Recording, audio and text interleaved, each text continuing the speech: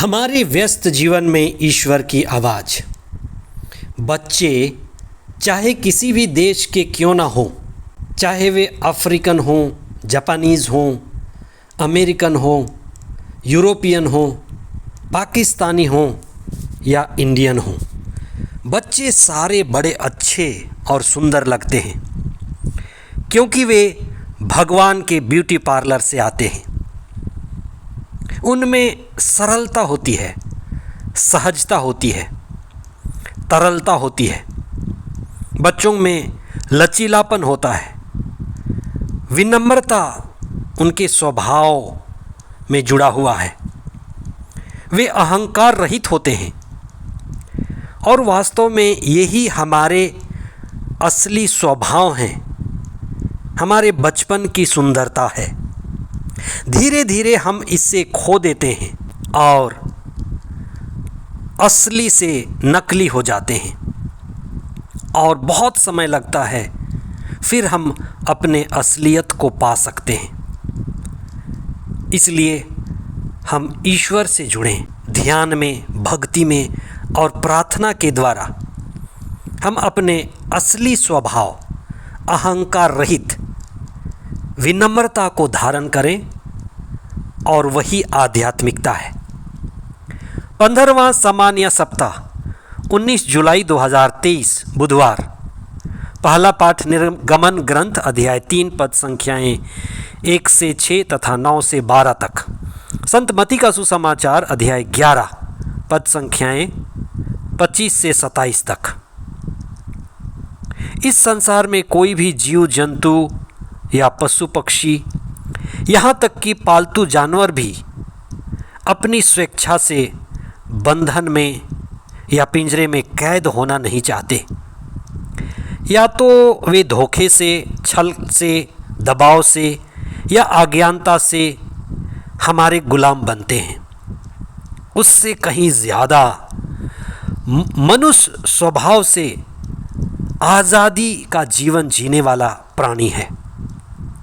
जैसे धर्मशास्त्र कहती है कि ईश्वर ने मनुष्य को अपने प्रतिरूप बनाया, नर और नारी के रूप में बनाया।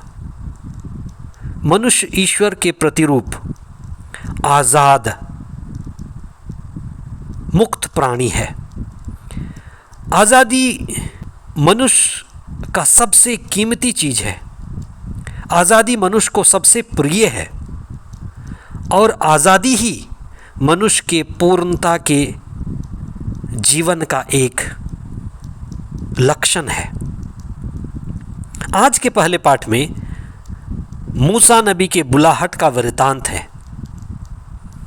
नबियों की बुलाहट की एक खास बात होती है कि ईश्वर अपने विशेष या अपने महान कार्य को नबी को बुला करके नबी के द्वारा पूरा करता है। इसलिए ईश्वर की ओर से नबी का बुलावा एक प्रस्ताव की तरह है। बुलाहट ईश्वर की ओर से आती है और ईश्वर पहला कदम उठाता है। वह मनुष्य को आमंत्रित करता है और मनुष्य, नबी जैसे लोग उसे स्वीकृति देते हैं। ईश्वर की उपस्थिति के कारण हर नबी के बुलाहट में कुछ न कुछ महान चिन्ह और चमत्कार दिखाई पड़ते हैं। मूसा नबी के बुलाहट में हम देखते हुए जलती हुई झाड़ी जल रही है, आग लगी है, पर उसमें राख नहीं होती।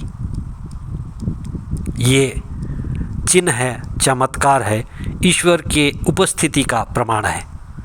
दूसरी बात, ईश्वर ने कहा कि ये भूमि पवित्र है।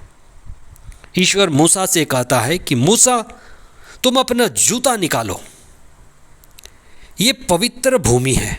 मूसा अपने ससुर की भेड़ें चरा रहा था। वह महसूस कर रहा था कि वह बिल्कुल सुरक्षित है और उस जगह पर और उस काम में वह सफल हो रहा है। He had his comfort zone. God made him uncomfortable. ईश्वर नबी को जहाँ वो सुरक्षित महसूस करता है उस सुरक्षा से बाहर बुलाता है। ईश्वर नबी को अपने कार्य के लिए बुलाता है और उसे असुरक्षित करता है। उसी असुरक्षा में उसे ईश्वर सुरक्षा देता है। इसलिए जब हम बुलाए जाते हैं तो हम इस संसार को, संसाधनों को, अपनी इच्छाओं को प्रभु के लिए समर्पित करते हैं और प्रभु हमारी अगुवाई करते हैं। तीसरी सबसे महत्वपूर्ण बात, ईश्वर इस्राएली जनता को आज़ाद और मुक्त करना चाहता था, इसलिए वह मूसा नबी को बुलाया। जब भी ईश्वर कुछ बड़ा काम करना चाहता है, मनुष्य को बुलाता है। माँ मरियम को बुलाया, जोहन बपतिस्ता को बुलाया। इसलिए जब ईश्वर बुलाता है तो हमारा साथ और सहयोग चाहता है। वह हमें अपना औजार बनाना चाहता है।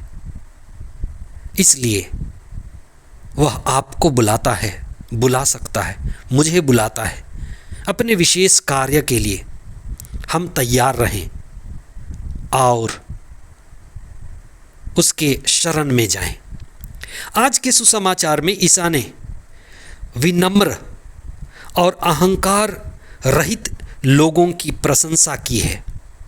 वे ही असली आध्यात्मिक लोग हैं और वे लोग जो विनम्र हैं, अहंकार रहित हैं, वे ही ईश्वर के राज्य के अधिकारी हैं। वे सौभाग्यशाली हैं क्योंकि ईश्वर स्वयं उनको अपने ऊपर प्रकट करता है।